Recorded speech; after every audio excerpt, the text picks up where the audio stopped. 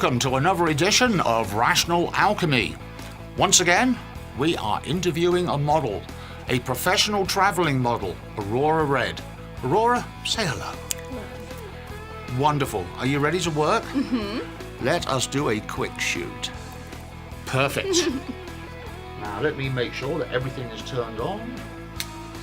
So, what I want you to do is take one step back, okay? And I want you to use the chair. You can stand, you can sit, you can lay across it, you can do whatever you do. Okay? Sounds good. Perfect. Let's do a quick tender. We are operating. Just bring your toes to toe.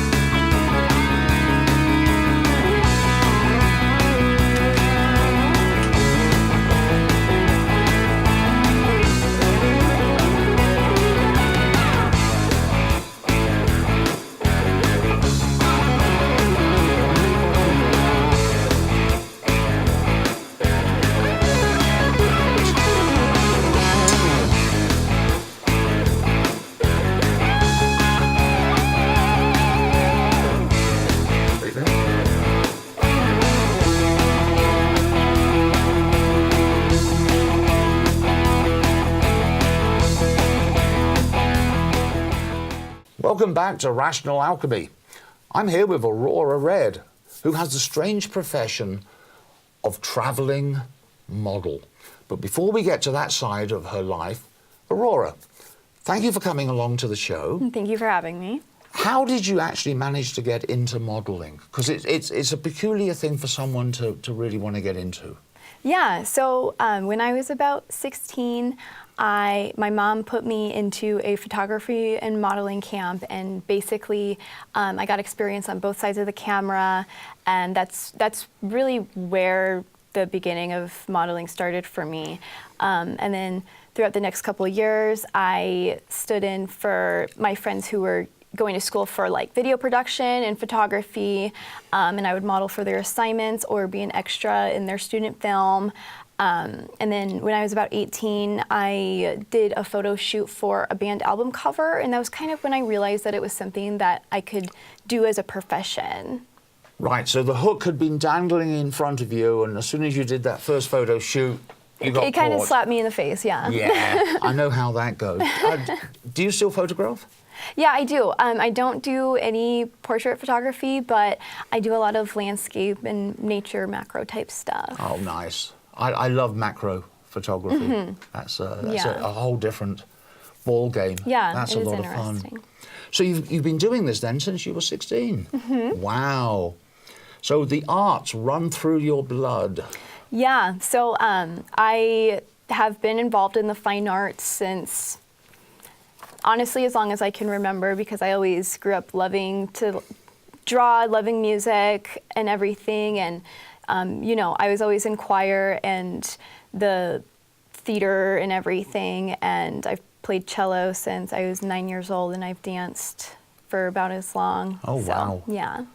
Wow. Do you still play the cello? I Not don't as much as you actively should. play the cello, but I'm guessing it's a little hard to take a cello with your travels. it is. It's just a modicum of size. Mm-hmm. Yes, Yeah. I know how that goes. So you were modeling for, what was it, 5 or 6 years before you became a traveling model. Mm-hmm. So give us a little bit about what you were doing when in those 5 or 6 years when you were sort of stationed in one place and modeling. What sort of modeling did you do? And it was more of a hobby or like something that could get me some part-time spending money.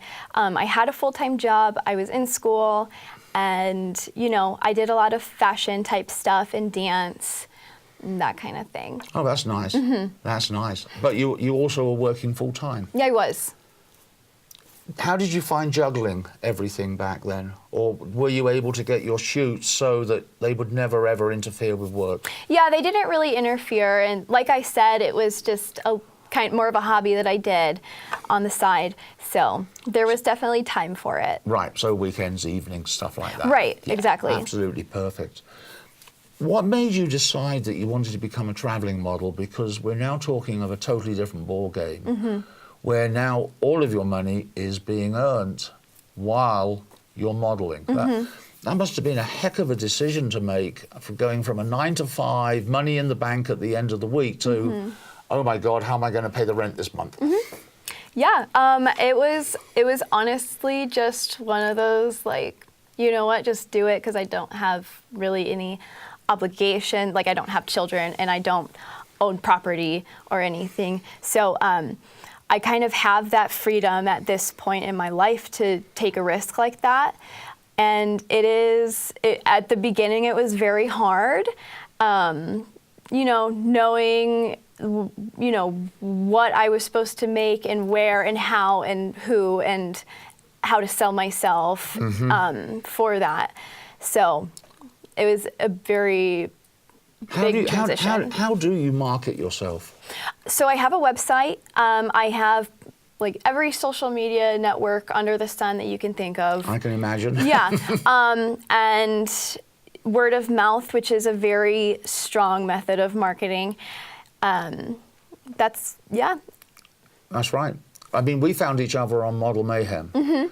How do you find that site? Do you find that useful, or do you find that not useful? That site is what really helped me get my foot in the door when it came to making this my full-time job. I got about, I want to say 75% of all of my work from Model Mayhem at the beginning. Yeah. And, you know, I think that had I not found Model Mayhem, the transition into full-time would have been a lot slower. Would have been a lot slower and a lot harder. How did you feel the day you handed in your resignation and saying, I'm leaving this 9 to 5 job with guaranteed money at the end of the week? Yeah. How did you feel about that? I feel like scared is an understatement, but like, you were scared, weren't you? I was scared. Yeah. That was. Maybe petrified would be that might still be kind of an understatement. Okay. Like, that was my livelihood. Scared, petrified. What comes next? I don't know. Yeah. My parents were like, "What on earth are you doing? You cannot move back in here." So, yeah, it was really. It was a little bit. Oh dear, what have I done? What do your parents think of this? My parents are very supportive. My parents, you know, my mom is the one who put me into the camp that got me really, you know, into it. And so we can honestly say it's all your mum's fault. It's my mom's fault. There you go. Yeah, and I have family kind of spread out all over the country. And so when I travel, if need be, I have a place to stay. My family is, you know, they're very involved with my life in general, and they always have been. And they're just kind of all happy to see me succeed. Good. That's good. Yeah. So let's talk a little bit now about the life of a traveling model, because it fascinates me, and I have worked with many traveling models over the years. Tell us a little bit about what it entails when you decide, right, we need to organize a trip. So give us a brief rundown of what you go through. First of all, how do you pick the cities?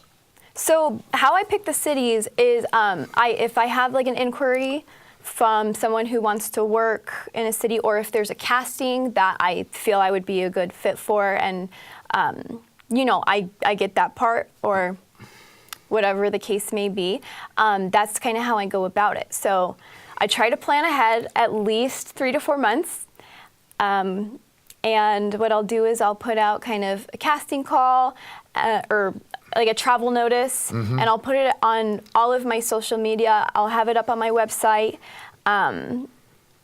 I try to network with other models so that not only I have people to refer to photographers who want recommendations for models, but you know, other models want that as well. So I will go out of my way to do group shoots, like working on projects that have multiple models, because like I said, word of mouth is the strongest marketing strategy. It's a very, very powerful marketing tool. Yeah, it is. And, you know, I do get a lot of work that way, and a lot of models that I'm in touch with get a lot of work that way as well. So there is that. I'll put out a travel notice and everything, and, you know, usually people will see, you know, that I'm coming out there. And yeah, that's pretty much. That's good. Just so we explain it, we'll talk about Model Mayhem being the easiest one because that's the one we probably both know the best. A casting call is, I'm a photographer, so if I am looking for a particular type of model, I will then put out a casting call explaining exactly what I'm looking for, how much I would be willing to pay per hour, etc. Did I forget anything there? Oh, the dates, of course, of when you particularly want this particular casting call. A travel notice, on the other hand, which is something that Aurora would use all the time, is saying, okay, guys, gals, I'm going to be in these cities, these dates, etc., etc. So that's just to give you a little bit of an idea of how a website like Model Mayhem works, which actually is a very, very good website for helping myself as a photographer and Aurora as a model. So tell me, when you decide on a city, you talked about networking with a lot of the other traveling models. I'm sure one of the things you don't want, though, is 8 of you all turning up at Dallas at the same weekend. You know, there's so, you know, I don't know how to explain it really, but it's not really a competition in my eye. It is whatever project that is happening, they're going to find the best fit for it. Right. You know, so not only that, but there's so many different locations and not as many travel models as you would think, like full-time, this is their primary income travel models. It is very rare that there, like, more than one traveling model will be somewhere in the same time. There might be like a couple days of overlap, but that won't it matter. has really never affected, you know, getting work when you're traveling. Okay. So what sort of modeling do you actually do while you're on the road? So primarily I am a fine art nude model. I enjoy many other genres, although I would say that's my forte, and I do incorporate my classical contemporary dance training with my modeling. So incredibly flexible. So you can actually do a lot of different styles that other models wouldn't be able to accomplish unless they had the same dance skills. Unless they were a dancer as well, yeah, definitely. That's interesting. That's interesting. Yeah, and it's cool because I did, growing up, want to, you know, do dance as a profession. Yes. Which I'm completely unable to, you know, do performance dance as a full-time career because of past injuries and whatnot. But because I can incorporate my training and experience with dance into the modeling, it really has kind of made the full circle where, like, you know, I can say, like, I am a dancer and I am a model and this and that. So right, and I can blend the two together. Exactly. And that's absolutely perfect. Especially in the fine art nude world. Yeah, definitely. I can see that being of great beneficial. So what, about 50% of your shoots when you're traveling are nude shoots? Okay. Do you ever get tired of doing that? Not at all. No? You love it? Yep. That's good. Yeah. I wish I could do more, honestly. Really? It's a really great form of self-expression, and you know, a lot more thought goes into it than, you know, a simple fashion shoot. Right. So. That's good. That's good. I'm surprised 50%. I have to admit. So there were obviously obstacles when you did this transition. Okay. 9 to 5 to 24/7, and we talked about this, and it is 24/7 because if a shoot comes up at 3 o'clock in the morning and is right, Yep. how did you find dealing with that? You know, it's interesting because when I worked in, you know, a corporate company, and I was like looking for a job at that point in my life, I didn't want something where I would have to wake up super early or I would have to stay super late. Even like 9 o'clock. That's, yeah. But it was different because it was on my own, it was on my own account. Right. To go schedule something at 3 in the morning or at midnight. Because, you know, like, I have the incentive, meaning there's going to be the best light at sunrise. Yeah. We're going to make the best art when there's, you know, during the golden hours. You know, the stars are going to be clear in the sky at midnight when all the clouds move away. So if that's what I need to do in order to, like, get the right shot and make it the best that it can be, then I want to do that. Absolutely. There's not hesitation now when, like, scheduling myself for a later or an early shoot. Whereas, you know, when I, even though I did manage a store and I was scheduling myself, I had a time frame where I could schedule myself, and it was always kind of like a hassle, like, oh, do I want to wake up that early? But it's a lot different. I can imagine. In this kind of industry, so. I mean, you've got to arrange for all of your travel plans. You've got to arrange for all of your shoots. You've got to make sure that the money comes in. I mean, there are so many other facets outside of the actual shoot itself. How do you manage to keep all those balls in the air at the same time? You know, the number one thing is that I treat it as a business. This is not just modeling. This is not just standing in front of a camera. This is having, you know, business knowledge and business ethics, and time man, anything that goes into starting your own business. Right. And I almost want to say that the business aspect of it is actually almost more important than the modeling aspect itself. of it, because, you know, you're not going to be able to model if you don't have time management skills and whatnot. So it was a lot of trial and error at the beginning, but, you know. You got it all sorted out. Yeah. Once I got it all sorted out and really just, like, looked at it from a business standpoint, because at the same time, I'm very creative minded, but also I come from a family of entrepreneurs. Okay. So I kind of... So you have an advantage there, for sure. That gene is in there somewhere. It's somewhere deep down. Yeah. But yeah, so, you know, I take all of the obstacles with a business approach, and that seems to be the most efficient way to deal with anything that comes up. Right. So. Right. I have a tip for you. Okay. Never get stuck at DIA for 24 hours. You know, I learned that. Because Burger King has the worst coffee anywhere in the universe at 3 o'clock in the morning. Why? Oh, it was dreadful.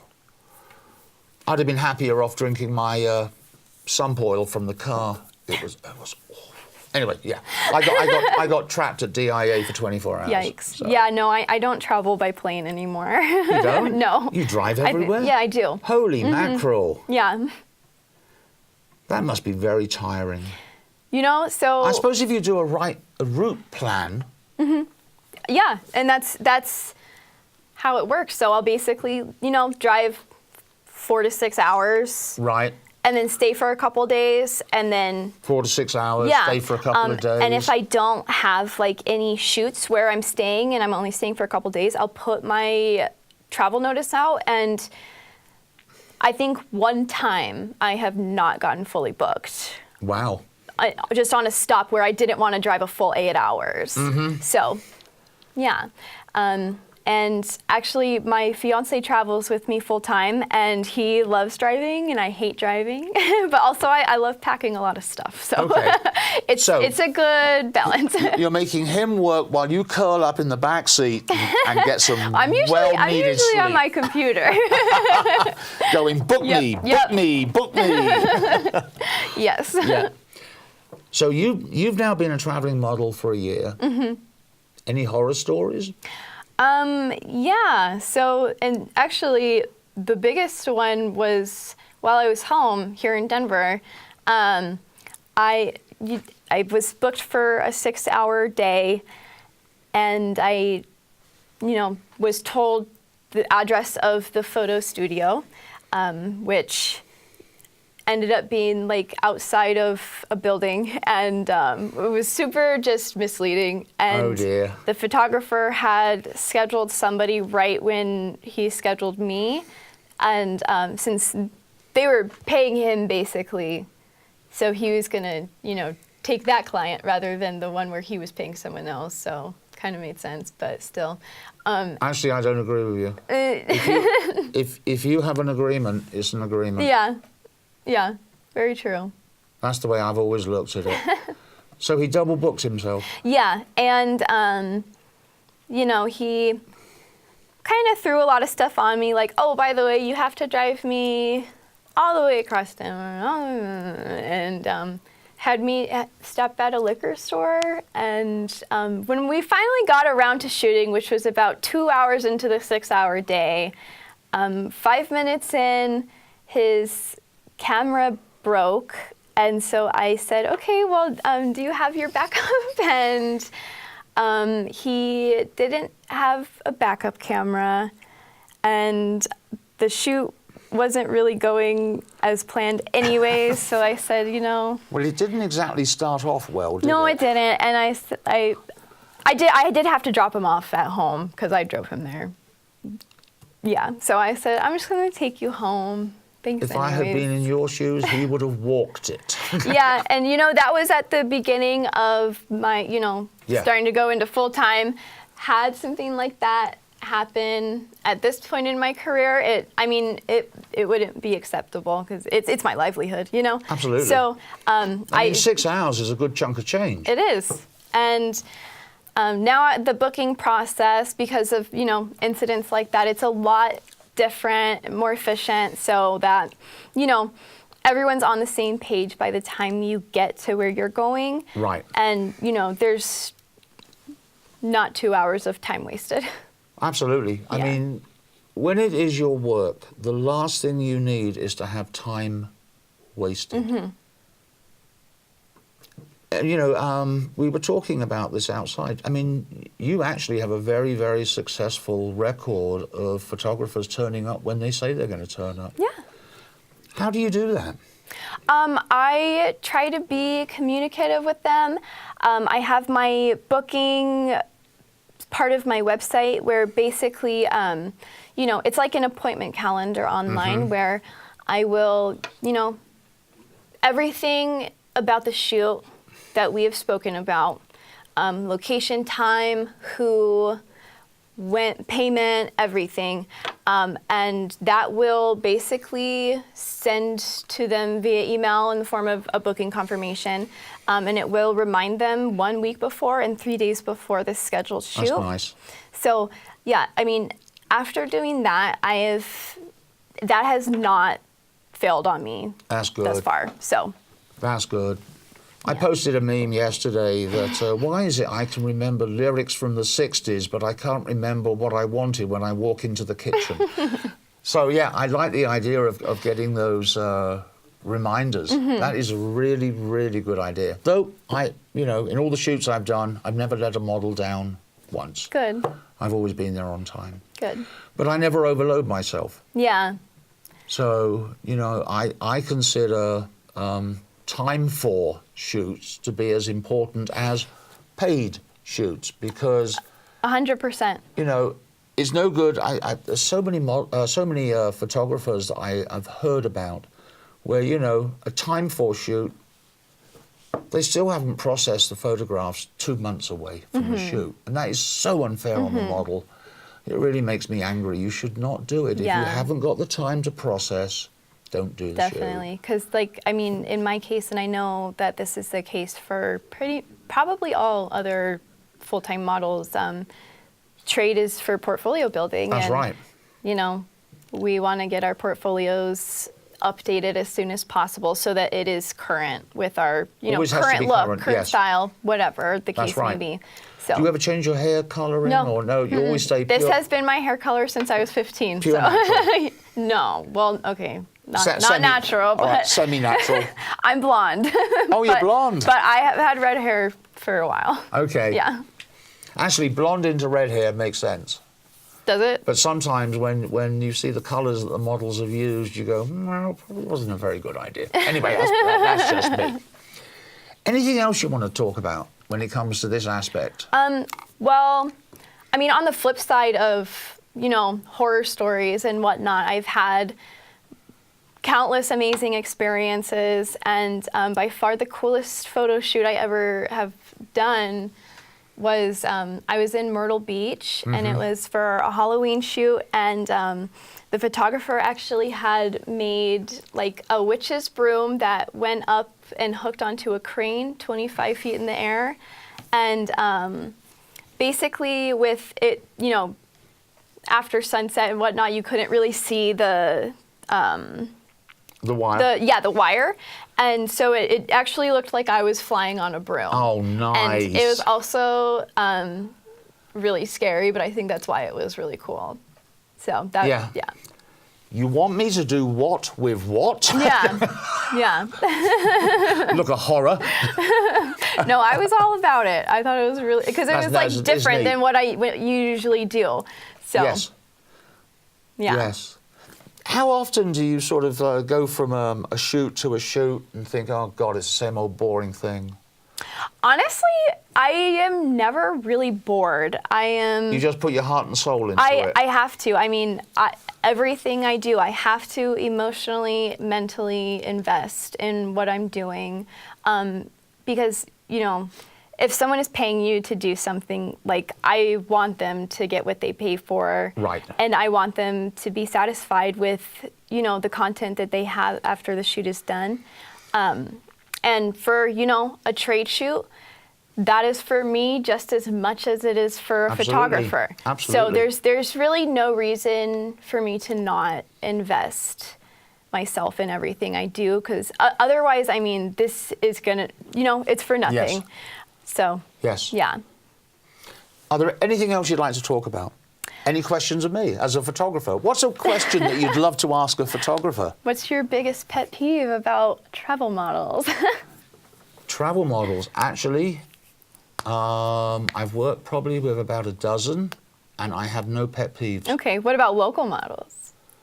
Local models is a totally different subject, and I'm wondering about how much I should actually, because unfortunately with local models, they can be a little flaky.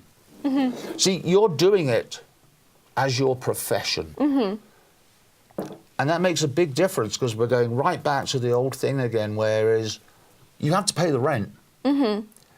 Whereas when you're working with local models, typically they can be a little lackadaisical in their way that they treat things. Right. Okay, but I mean, you spent 6 years learning the profession. And then when you said, right, I'm ready to do this, you then made the next step and did it. But you had all the background. The trouble with local models is, a lot of them, I'm going to be a model. That's on the Monday. And on the Tuesday, they're expecting to be earning thousands of dollars being a model. And of course, it don't work that way. So, like, what advice would you give to somebody who, you know, is in a hobbyist or part-time phase and they want to go into modeling? Okay, first thing I would highly suggest, and I have done this in the past, is Go to a local community theatre and audition for a show. Find out what it's like to be under lights and taking direction. Because if you don't like the experience, especially of taking direction, modelling isn't for you. Also, I've always been of the firm belief, and this is, you know, if you are in front of an audience, and the audience can be me with my camera, it can be a group of people sitting in a theatre, it can be a group of people looking at you doing a presentation in your old job, okay, you're acting. And if you have good basic understanding of acting, you can then use that in your modelling. You've done it a slightly different way. You're a dancer. So therefore, you're using your dance, which again is a performance art, which means you're used to being in front of, I'm sure you did dance in front of people. Yeah. So you're used to being, you know, on stage, you're used to being under the lights, and you're used to taking direction. You know, those dreadful directors that keep yelling at you all the time. Yeah, not that I'd ever do that when I was a director, but that's beside the point. But yeah, that would be... That's really good advice. I like that. And I would highly recommend that for anyone who thinks that this is for them, because it's not for everybody. It really isn't for everybody. Yeah, you're 100% right. You know, and a lot of people look at it and say, that's easy. No, it's not easy.